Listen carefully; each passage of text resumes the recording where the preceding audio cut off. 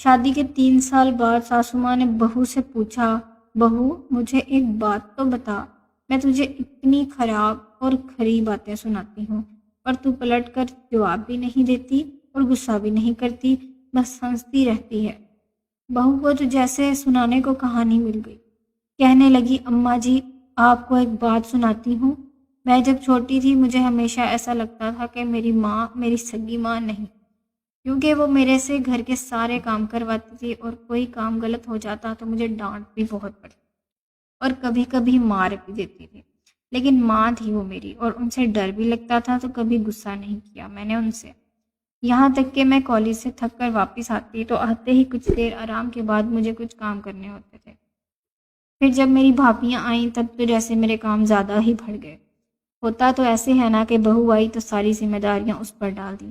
میری امی نے پھر بھی میرے سے کام کروایا اور کبھی بھی بھابیوں کو نہیں ڈانٹا، بلکہ ان کے کام بھی مجھے کہتی تھی کہ کر دو، خیر ہے، پھر کیا ہوتا ہے۔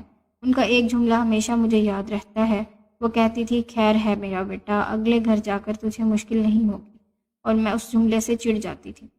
جب میری شادی تھی تو 2 دن پہلے مجھے امی نے پیار سے اپنے پاس بٹھایا اور بولی، بیٹا آج تک سمجھ میں تیری ساس تھی، میں نے تجھے پریکٹس کروا دی، تجھے بتا دیا ہے کہ ساس کیسی ہوتی ہے، اب سے میں تیری ماں ہوں، اب تیری شادی ہو رہی ہے تو بیٹا جب تمہاری ساس تمہیں کچھ کہے تو سمجھنا میں کہتی تھی، جیسے ویسے ہی تیری ماں تجھے ڈانٹ رہی ہے۔